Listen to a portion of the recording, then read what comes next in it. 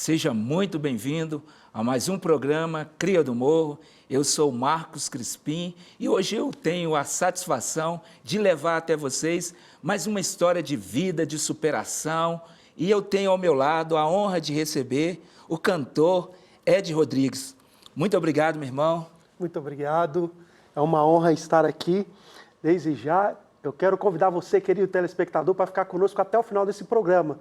Convida a sua família, vem para a sala, assiste também pelo seu celular, porque, hoje é um dia que Deus vai impactar a sua família. Então, fica conosco até o final do programa aí.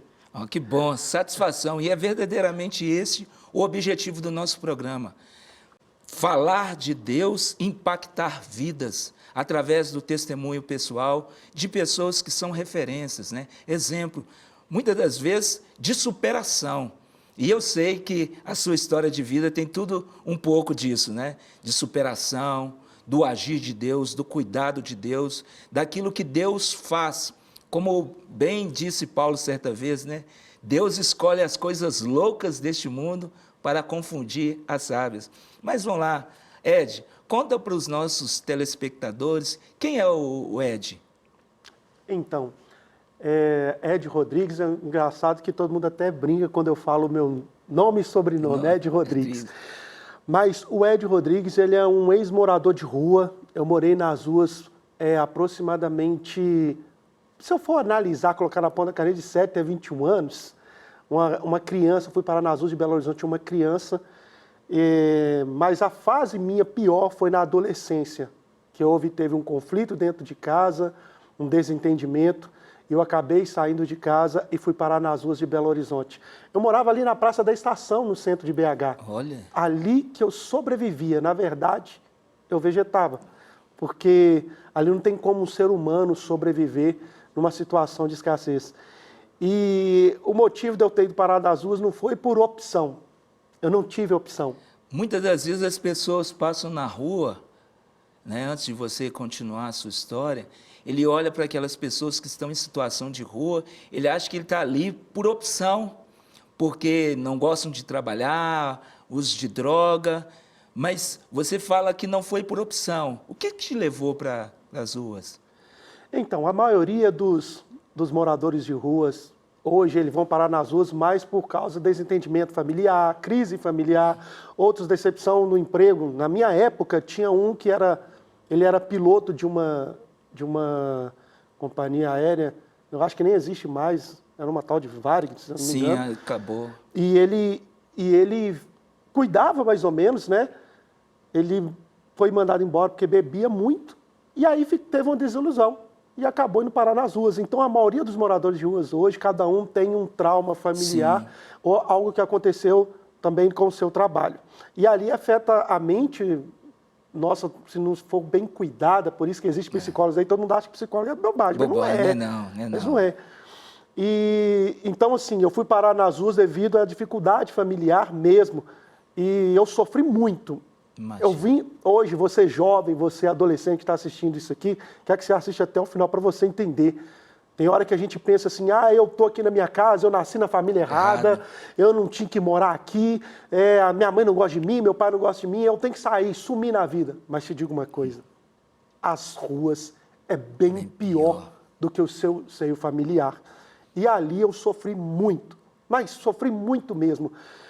Os primeiros dias eu comecei... Nós, seres humanos, temos um poder de adaptação muito rápido. Por isso que eu acho que o governo, a ação pública, Belo Horizonte principalmente, eles têm feito o trabalho errado com moradores de rua. Totalmente errado. E eu tenho como comprovar que eles estão fazendo o trabalho errado. Mas numa próxima oportunidade falamos sobre isso. Mas...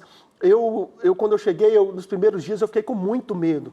A pessoa, quando chega nas ruas de Belo Horizonte, assim, ou qualquer lugar, quando ele começa a morar nas ruas, primeiros dias, ele tem medo. Ele tem medo de ser agredido, tem medo de ser espancado, ele tem medo do que vai fazer. Mas ele procura um canto.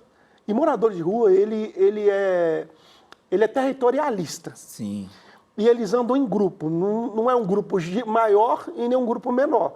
Para um se proteger ao outro. Sim. Então, assim, eles me abraçaram, cuidaram de mim. Os primeiros dias, eu escondia, sabe onde? Dentro do Parque Municipal. E eu subia ali sobre as árvores e ficava ali escondido, dormia ali os primeiros dias, que eu tive muito medo. E aí depois os mendigos viam aquela cena minha, me abraçaram e começaram a cuidar de mim. E nas ruas eu pedia comida, eu começava a pedir às pessoas comida para poder sobreviver. Na minha época não tinha hoje esse privilégio que tem hoje do restaurante popular. Pessoas que servem marmitex, a própria prefeitura tem um serviço de entrega de marmitex. Sim, na minha época não tinha esse privilégio, não tinha essa honraria que nem tem nos dias de hoje. Mas eu fui um sobrevivente, eu posso dizer para vocês, eu fui um sobrevivente. Porque eu conheci drogas nas ruas. A bebida eu conheci nas ruas. Então, assim, aí eu tinha um pensamento, todo morador de rua que você abordar e fala assim, deixa eu ajudar a sair das ruas, todo mundo quer ajudar, mas ele não quer se ajudar. Porque ele pensa assim, eu vou voltar para minha casa melhor do que eu saí. Mas nunca volta. Porque, primeiro, é espiritual, muito espiritual as coisas acontecem, e segundo, que ele está ali preso dentro de um mundo. E justamente por ele estar preso naquele mundo, como ele não viu a ajuda dentro da própria casa, ele pensa assim, eu não preciso de ajuda de ninguém. Então a mudança para um morador de rua tem que ser de dentro para fora. Aí é onde que entra, principalmente as igrejas, né? Tem feito um trabalho muito lindo, tem retirado bastante pessoas de situação de rua. Mas falar do Ed, eu chegava na porta de restaurante, eu via clientes com um prato de comida sobre a mesa, eu ficava com o dedo cruzado assim, ó, torcendo, e eu olhava para as pessoas e falava assim, não, tomara que aquela mulher só largue um pouquinho de comida no prato. Eu gorava as pessoas. Sim. Acho que essa é a palavra, né? Nas ruas usa muito essa palavra. Então eu gorava as pessoas para que eu pudesse, que eles largassem aquela sobra de comida no prato para que eu comesse. Então quando eles largavam, eu pegava e começava a comer aquele resto de comida ali. Eu entrava no restaurante correndo, quando eu entrava, eu começava a comer aquela sobra de comida. Outras pessoas sensibilizavam. Sim. Falava assim, moço, você quer que... Era muito comum pessoas se sensibilizar ou a maioria era de coração duro? Não, a maioria de coração, mas muito duro mesmo. Eu vou te falar uma coisa, que o morador de rua, ele se sente um animal. Gente, tem hora que nem aconteceu, estão falando muito no Brasil, percebeu que já tem desde janeiro, estão falando muito sobre a popularidade de rua. Sim. E o morador de rua, ele tem o pensamento de, depois que ele se encontra ali, por mais que a sociedade fale que ele é um ser humano, mas ele não se sente mais. Qualquer morador de rua, ele não se sente como um ser humano. Ele se sente como faz parte do grupo ali. Se ele vê os outros que estão na mesma situação dele, se sentem como aquele grupo. Mas como ser humano, não. Você pode ver que quando a pessoa vai conversar com ele, ele faz isso aqui, ele abaixa a cabeça e olha só assim, ó. Depois, quando ele tem uma atitude de sair, de transformar, se ele está te olhando muito nos olhos, pode ajudar ele, que ele vai sair. Então, são pequenos detalhes que você deveria de perceber. Se esse está olhando muito nos seus olhos, esse aí é o mais fácil de tirar das ruas. Então, eu sofri muito isso. A minha casa, eu fazia uma casinha de papelão para mim, que cobria da minha cabeça até o meu tórax, ali na Praça da Estação, ali, de embarque e desembarque do trem de Belo Horizonte para Vitória, era ali onde eu dormia. Os anos foi passando, aí um dia veio 3 jovens, vindo da balada, da curtição, e eu estava dormindo. Eles foram lá e chutaram o caixote de papelão comigo lá dentro. E quando eles chutaram aquele caixote de papelão ali, eu acordei desesperado. Aí, quando eu saí para fora, eles pegaram a garrafa de bebida que estava nas suas mãos, quebraram sobre a minha cabeça. Ai, Deus. Aí eu caí no chão, eles começaram a me pisotear. E ali bateram minha cabeça no meio-fio, e eu obtive um afundamento no meu crânio. Eu não sei se foi algum comerciante que pediu para fazer aquilo, ou se era por causa da curtição que eles estavam vindo mesmo, álcool, droga, como prazer. De fazer mal ao outro que ele nem conhece. Justamente que tinha muito isso de agressão à noite, né, por moradores de ruas. E aí eu fui agredido, fui espancado até obter um afundamento no meu crânio. E quando eu obtive esse afundamento no meu crânio ali, eu perdi os meus sentidos. Os mendigos acordaram, vieram, botaram aqueles homens para correr. Eu lembro que eles ficaram desesperados, porque saía muito sangue da minha cabeça. Né? Eles colocaram sal para estancar. Praticamente quase todo morador de rua tem sal dentro da mochila. Se vocês analisarem, vocês vão ver. Nunca tinha observado. Tenta algum dia, pergunta a eles, faz uma pesquisa básica, você vai ficar sabendo se eles têm sal ou não. Tem sal dentro da mochila, pasta de dente. Eles colocaram pasta de dente para estancar o meu sangue. E ali amarraram um pano imundo na minha cabeça. E eu sei que eu fiquei desacordado. Quando eu acordei, você está ouvindo o som da minha voz? Você aí, telespectador, está ouvindo o som da minha voz? Aqui está a prova que existe um Deus. Quando eu acordei mudo. A minha mão fez isso aqui, ó. O meu lado esquerdo, essa minha perna aqui, ela é marcada de prego e marca de cigarro. Que a gente ficava brincando, colocando para ver se eu ia sentir. Sim. Eu perdi todo o meu lado esquerdo, o movimento. Cheguei a perder a minha fala, fiquei mudo, a minha vista embaçada. Eu não lembrava de quem eu era. Ed Rodrigues não é o meu nome de batismo. Mas ali surgiu o Ed Rodrigues. Uma pessoa que não tinha identidade, não tinha nome. E eu tenho o costume de dizer, hoje é difícil de ter pessoas desaparecidas, mas ainda tem no Brasil. Tem muito. E eu costumo dizer para as pessoas da seguinte forma, se você já procurou nos hospitais, nas cadeias, no necrotério e não encontrou, pode ir para as maiores metrópoles do país que você vai encontrar o seu parente morando nas ruas. É difícil de encontrar também porque toda pessoa que chega nas ruas, ele muda de nome. Ele não carrega o seu nome de batismo. E ali surgiu o Ed, pessoa que agora é muda, inválido, aleijado. E ali eu parei de tomar banho. Pra você ter uma noção, eu fiquei mais de 1 ano sem tomar banho. A pele do meu corpo era toda coalhada, toda trincada, de tanta sujeira. Meu cabelo, nossa, meu cabelo era enorme. Parecia que tinha grudado chiclete nele, ficava todo melado. E um dia eu ouvi uma voz dizendo assim, acaba com esse sofrimento. Eu fui ali para a Avenida Afonso Pena, com o Amazonas, e eu esperei o semáforo se abrir, e quando o semáforo se abriu, eu tentei me jogar na frente do carro. Aí o carro que estava na frente desviou de mim. O que veio atrás passou por cima da minha perna. A minha calça grudou no peito de aço do carro e me arrastou alguns metros. A carne dos dedos do meu pé ficou no asfalto. Minha face foi queimada pelo asfalto. Mas quando me tirou, a polícia me tirou de baixo ali, e eu então estava com a garrafa de cachaça na mão, o sangue jorrando, eu ouvi uma voz dizendo assim, ainda não é chegada a sua hora. Naquele exato momento, eu só saí correndo, a minha sujeira ficou na mão dos policiais, eles nem vieram atrás. Mas eu saí correndo porque eu estava com medo deles me levarem preso, e o sangue jorrando, o meu osso exposto. Eu não consegui ir muito longe. Aí naquela descidinha ali, quase perto do viaduto de Santa Teresa, eu sentei, peguei a cachaça, comecei a beber, e o que sobrou eu joguei em cima do meu osso. Quando caiu em cima do meu osso, senti um choque no corpo inteiro. Eu desmaiei. Não sei quantos dias que eu fiquei desacordado. Quando eu acordei, tinha uma faixa enrolada no meu pé. Alguém tinha feito um curativo. E eu estava com sede. O morador de rua tem muita sede. Porém que ele não consegue encontrar água em qualquer lugar.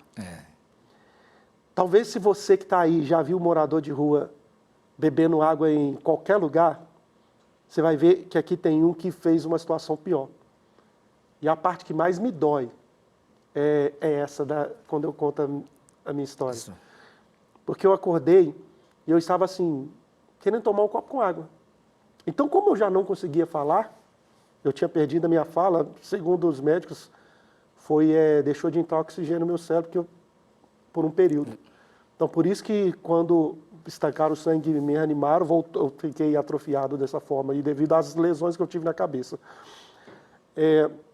Então, quando eu voltei assim, depois que eu acordei desse desmaio, não sei quantos dias que eu fiquei desacordado, eu fui num restaurante, o rapaz estava varrendo, ele apontou para mim a vassoura e falou, se você entrar aqui, vou dar em você uma vassourada.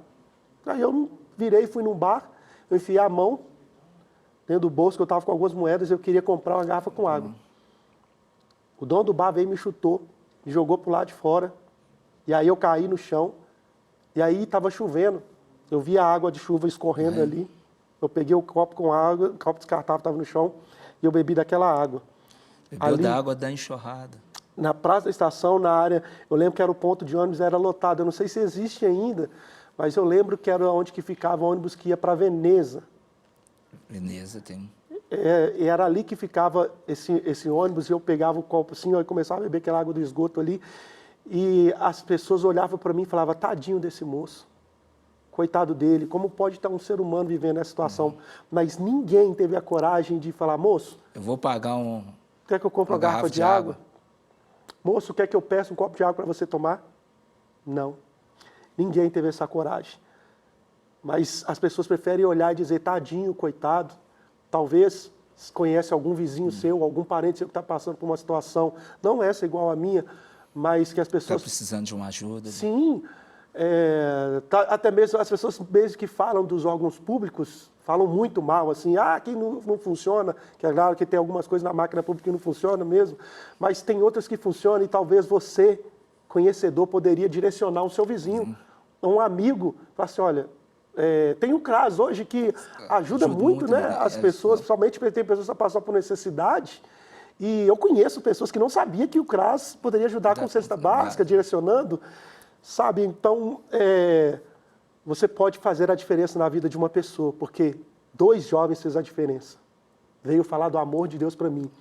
Não importa a sua religião, não importa se você é evangélico, católico, espírita, ou não estamos falando aqui de religião, até porque quem assiste esse programa é pessoas que não é voltado para religião evangélica, é para todos.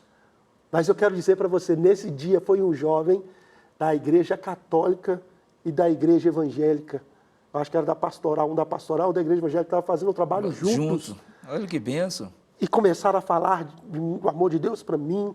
Falaram, você quer que eu descubro aonde que você mora? E eu tentando me gesticular, tentando comunicar falar com eles, sabe? E de todas as formas, esses jovens que me ajudaram. Está vendo a importância da juventude hoje fazer alguma coisa da igreja? Será que a juventude hoje faz algumas coisas na igreja? Como é que está lá na sua, pastor?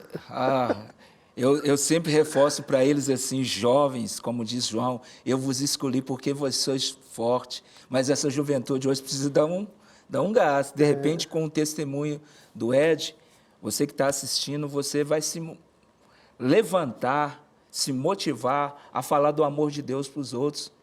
Verdade. E algo que se falou aí, eu sempre falo isso. Sempre que eu vou falar com jovens, eu falo com eles assim, olha, é melhor você estar no seu quarto, por mais simples que ele seja, do que no melhor hospital do mundo. Tem coisa melhor do que estar na nossa casa, estar no ambiente, você na situação de rua. Esses jovens veio e falou do amor de Deus para você, e aí? E aí a minha vida transformou, me ajudaram a voltar para casa. A minha mãe não sabia onde é que eu estava. Na mente da minha mãe, ela já tinha perdido o filho? Assim, da vida, ou ela tinha esperança ainda de te ver em vida? Ela achou que alguém tinha me levado embora para fora do país. Ela achou que eu tinha, como foi uma época tão assim, no Brasil estava tendo muito isso, meio que sequestro, tráfico de órgãos, então assim, não tinha hoje a tecnologia que nós temos nos dias de hoje, né?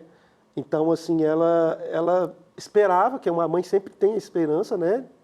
Sua mãe jovem, você que está aí, ó, e está aí tendo trabalho nas drogas, até mesmo você precisa estar nas drogas, mas você que sai escondido para a noitada, para beber escondido, falando com a mãe que vai fazer um trabalho, mas está indo fazer outra coisa, a sua mãe, você não consegue enganar ela. Ela sofre, por justamente você não estar sendo de confiança. E um pai sofre. E tem mais, a pior coisa é quando você, filho, chama o seu pai e sua mãe pelo nome. Isso dói muito. Se você chamar a sua esposa pelo nome, a mulher fica brava demais, ou se chamar o marido. Imagina só você chamar a sua mãe ou seu pai pelo nome. Mas é isso. Então Deus, ele mudou a minha vida, mudou a minha história. Hoje eu me tornei um cantor nacional e internacional. Eu vi um recorte seu, rapaz, cantando com Thales, Roberto. Estou vendo um violão aí do lado aí. Dá uma palhinha para nós? Claro. Tem apresentado pelo Brasil e o mundo. Nos programas televisivos, de rádio, televisão. E a minha história, assim, ela passou em vários programas. Assim, para mim é uma honra estar nesse aqui, né? Maravilhoso. E eu espero que muitos jovens também mudem de vida. Vou cantar uma música que fala da minha história, do tempo que eu morava nas ruas, ó. E essa música, e por incrível que pareça, ela bombou na rádio na Argentina. Eu fiz shows na Argentina também. Vou cantar para vocês. Milagre milagre sou milagre sou eu. Eu sou milagre, milagre sou milagre sou eu. Eu sou milagre, espanhol. Milagro soy uno, milagro soy yo. Yo soy milagro, milagro soy uno, milagro soy yo. Yo soy milagro. Amém. Verdadeiramente um milagre, Ed. Assim, é tanta coisa. Eu sei que nesse período de restauração, chegou a palavra, chegou o evangelho, a graça de Deus se revela a você. Aquele Ed agora é outro. Deus tem restaurado você e Ele fez de você um vaso ainda melhor do que aquele que, vamos colocar original lá, quando estava ainda na casa da sua mãe. Hoje, uma nova criatura, o Senhor tem te dado infinitamente mais além daquilo que um dia você poderia pedir ou imaginar, não é verdade? Graças a Deus, hoje eu me sinto como Mefibosete. Oh. O que aconteceu? Estou aqui do seu lado, estou sentado no meio de príncipes. Então eu me sinto como Mefibosete, é uma honra. Eu só não quero ter o fim que Mefibosete teve. Sim. Esse eu não quero ter, não. Mas Deus, Ele me restaurou. Tem um vídeo meu que eu dentro do avião, o Thales fala que eu sou mais maluco do que ele. Eu cheguei no avião, fui lá, eu contei a minha história dentro do avião. Já estava num voo para São Paulo. Aí eu falei assim, ninguém nunca fez um vídeo dentro do avião. Fui lá, levantei e falei assim, gente, deixa eu contar a minha história aqui. As luzes, acendeu rapidamente, eles pensaram que era terrorista. Contei a minha história. Falei, minha história passou no programa do Mídia Legal, sou um ex-mendigo, e isso. Aí, acabei de contar, eu falei, posso gravar um vídeo aqui? Ninguém deixou. Todo mundo ficou caladinho, um só falou, pode? Aí eu falei, vou gravar. Eu falei a minha história, não vou gravar. Cantei essa música Milagre do Senhor dentro do avião, viralizou o vídeo aí. Isso. É uma coisa bem legal e automaticamente foi evangelizado. Então, assim, Deus me tirou do lixo para mim poder fazer a diferença. E eu tenho feito assim, com a minha história, com a alegria e a leveza. E hoje eu dou palestra contra o abuso sexual da criança e adolescente, traumas familiares, bullying, depressão e drogas. Eu sou convidado para ir nas escolas dar esse tipo de palestra. E desde 2016 eu estou fazendo isso. Hoje tem uns aí que estão me copiando, sabe? Mas é bom, tudo que é bom tem que copiar mesmo. E é isso aí. Eu sou um humilde servo, estou aí para te servir e servir essa casa e servir você e sua família aí também, que tem uns vídeos meus aí. Ed Rodrigues Oficial no Instagram, tem meu Instagram. Tá? Compartilhar lá. Tenho certeza que eles estão colocando aqui meu Instagram, aqui embaixo, aqui agora. Aqui, isso aí. E você segue lá e até mesmo tem muita coisa lá que vai alcançar o seu filho, essa geração. Tem esses e outros testemunhos lá para eles acompanharem e compartilharem, né? Não apenas seguir, mas compartilhar para os amigos, para aqueles que estão precisando. E por falar naqueles que estão precisando, Ed, eu queria que você deixasse uma palavra de Deus para o coração desse telespectador que ouviu a sua história de vida e está lá no quarto agora sozinho, achando que não é ninguém, não tem perspectiva. Deixa uma palavra para ele, por gentileza. Sim.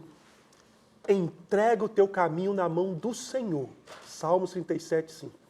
E confia nele, e o mais ele fará. O mais de Deus, você não consegue nem imaginar. Sabe por quê? Enquanto houver vida, ainda há esperança. Nunca desista dos seus sonhos, dos seus objetivos. Você não precisa de ser um ex-mendigo para que Deus mude a sua história, não. Está aqui a prova viva de que Deus, Ele mudou a minha vida. Sabe por quê? Eu não me vitimizo, eu não coloco culpa em ninguém. Eu sou culpado das minhas ações e eu faço de tudo para eu crescer e levar o nome de Cristo. Primeiro, tem que deixar Deus mudar a sua vida. Deixa Ele mudar a sua vida, porque se você deixar e com você mesmo, você chega lá na frente. Que Deus te abençoe. Repito, enquanto houver vida, há esperança. Você que vai fazer o seu comércio prosperar. Você que vai ter a sua casa, seu carro, é você que vai fazer. Não espere muito dos outros. Os outros, Deus coloca no meio do nosso caminho, é para poder agregar na nossa vida. Mas o seu futuro, quem faz é Deus. Amém. E você. Amém. Muito obrigado, Ed. Obrigado. Deus em Cristo te abençoe sempre. Amém. Que você continue levando esse testemunho com leveza, falando do amor e da graça de Cristo. E a você que está conosco até agora, eu quero deixar uma palavra de Deus para o seu coração.